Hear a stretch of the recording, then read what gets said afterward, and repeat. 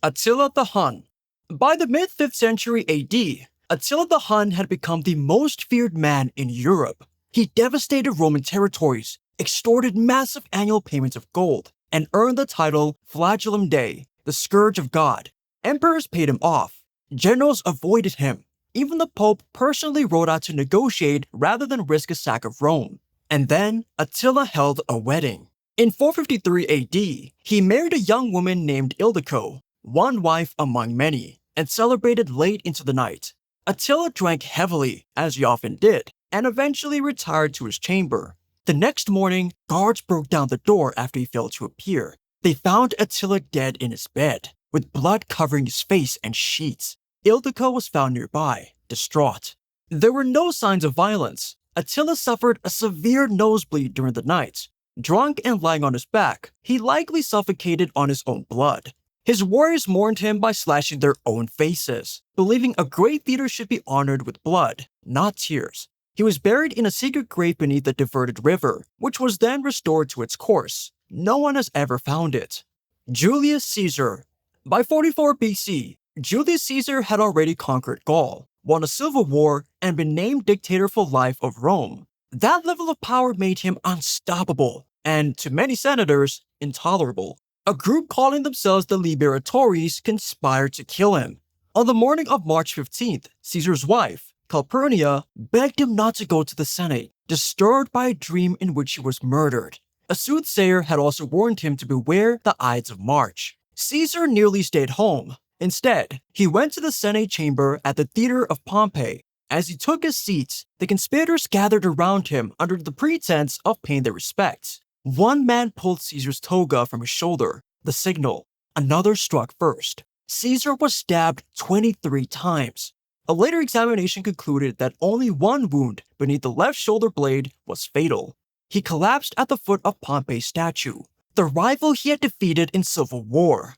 The assassins believed they had restored the Republic. What followed instead was more bloodshed, another civil war, and the rise of Caesar's heir, Octavian, later known as Augustus, the first emperor of Rome. The Republic never returned. Harald Hardrada. Harald Hardrada may have been the most experienced warrior alive in the 11th century. He fought in Norway as a teenager and spent years as a mercenary across Eastern Europe. Eventually, he commanded the elite Varangian Guard of the Byzantine Empire. By 1066, he was king of Norway, and when he saw an opportunity to claim the English throne, he took it.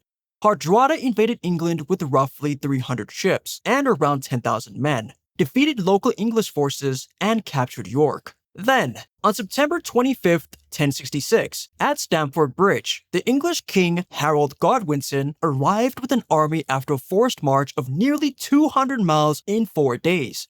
Hardrada's men had left much of their armor behind, expecting negotiations, not battle. Hardrada charged anyway.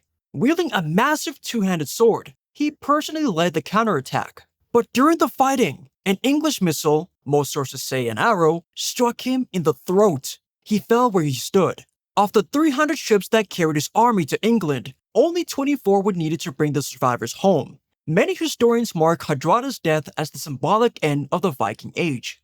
3 days later, William of Normandy landed in southern England. Hannibal Barca. Hannibal Barca dedicated his life to destroying Rome. As a child, he swore an oath of hatred against Rome. As a general, he crossed the Alps with war elephants, annihilated Roman armies at Trebia, Lake Trasimene, and Cannae, and spent 15 years rampaging through Italy itself. But Rome endured. Defeated at Zama in 202 BC, Hannibal fled into exile and spent his remaining years advising foreign kings, all while Rome relentlessly hunted him. By 183 BC, he was living in Bithynia under the protection of King Prusius. When Roman envoys arrived demanding his surrender, the king complied. According to the historian Cornelius Nepos, he carried poison, possibly concealed in a ring. Finding every exit guarded, Hannibal drank it. His reported last words mocked Rome for fearing an old man. He died in exile, but at least he denied Rome the satisfaction of capturing him alive. William Wallace.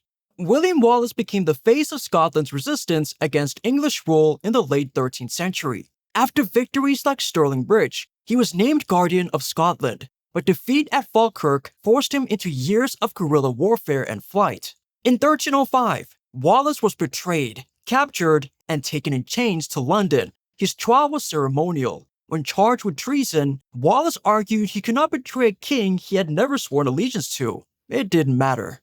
On August 23, 1305, Wallace was dragged through the streets to Smithfield and executed by hanging, drawing, and quartering. His head was displayed on London Bridge, while his limbs were sent to major Scottish cities as warnings. 14 years later, Scotland secured its independence. Wallace didn't live to see it, but he helped make it inevitable.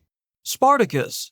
Spartacus was a Thracian gladiator who escaped from a training school in Capua in 73 BC with around 70 other enslaved fighters. Within months, runaway slaves, shepherds, and rural laborers were flocking to him. At its peak, his force likely numbered between 60,000 and 100,000 people, making it one of the largest slave uprisings in Roman history. For nearly 2 years, Spartacus defeated multiple Roman armies, including forces led by elected consuls. Alarmed by their repeated failures, Rome finally gave full command to Marcus Licinius Crassus, the wealthiest man in the Republic, who imposed brutal discipline on his troops and constructed a massive system of trenches and fortifications across southern Italy to contain the rebels. Although Spartacus broke through the blockade, his army fractured, but an attempted escape to Sicily failed when pirates took payments and abandoned them. In 71 BC, cornered near the Salaris River, Spartacus made his final stand. According to the ancient historian Appian, Spartacus fought his way toward Crassus himself, killing 2 centurions before being wounded, likely by javelin. He continued fighting on foot until he was surrounded and killed. His body was never identified. After the battle, 6,000 captured rebels were crucified along the Appian Way, stretching from Capua to Rome, as a warning meant to ensure no slave rebellion would ever be attempted on that scale again. Rome won, but it never forgot how close it came to losing control. Richard the Lionheart. Richard I of England spent less than 6 months of his 10-year reign in England. Most of his rule was consumed by warfare in France or the Third Crusade, where he earned a reputation as one of the most effective battlefield commanders of the medieval world. Even his rival, Saladin, reportedly respected him. In 1199, Richard was campaigning in Limousin to suppress a minor rebellion when he laid siege to the small castle of Caille-le-Chebrol. The fortress itself was strategically insignificant, but Richard believed hidden treasure had been found there and wanted it secured. On March 26th, while inspecting the walls without full armor, Richard was struck in the left shoulder by a crossbow bolt. The wound itself was not immediately fatal. The real danger came later, when surgeons attempted to extract the bolt and introduced infection. Gangrene set in within days. As Richard's condition worsened, the captured crossbowman was brought before him. According to contemporary chroniclers, the young man claimed Richard had killed his father and brother. Expecting execution, he instead received forgiveness. Richard ordered that he be released and given money. Knowing he was dying, Richard arranged his affairs and confirmed his brother John as his heir. He died on April 6, 1199, at age 41. His body was buried in Fontevraud Abbey. His heart was interred separately in Rouen, a common practice for medieval kings. After Richard's death, his mercenary captain, often identified as Mercadier, ignored the king's final order. The crossbowman was executed. Genghis Khan.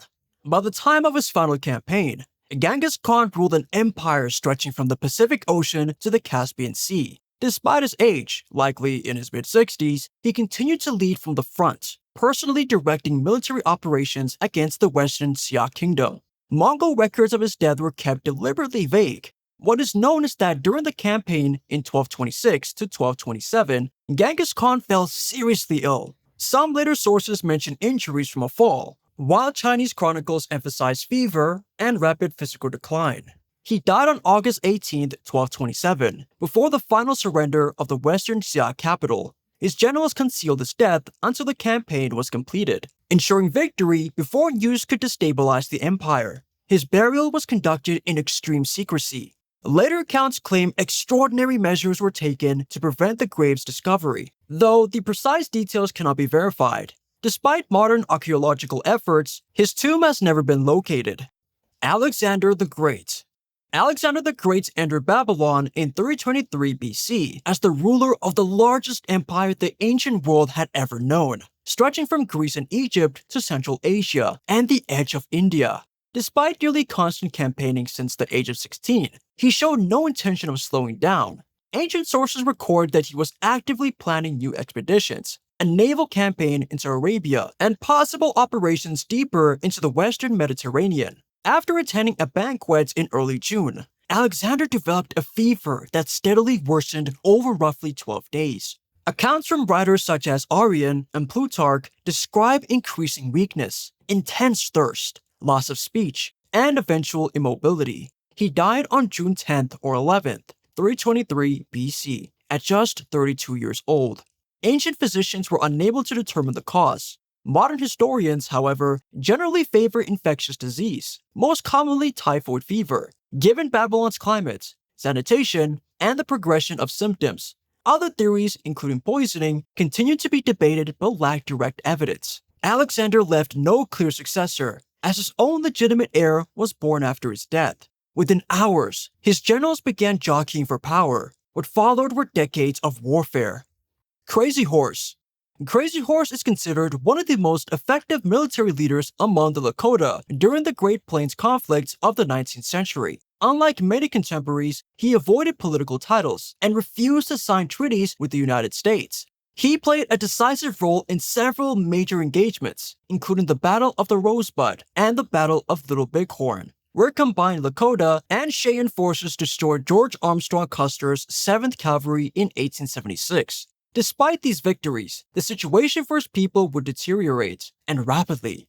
By the winter of 1876 to 1877, relentless military pursuits, the destruction of buffalo herds, and the denial of supplies left many Lakota bands starving. In May 1887, Crazy Horse surrendered near Fort Robinson in Nebraska, believing it was the only way to ensure his people's survival. For several months at Fort Robinson, relations were tense. Crazy Horse refused to conform to reservation authority. Rivalries among Lakota leaders and frequent mistranslations by interpreters added to the tension. U.S. officials began to suspect him of planning an escape, a claim that was never proven.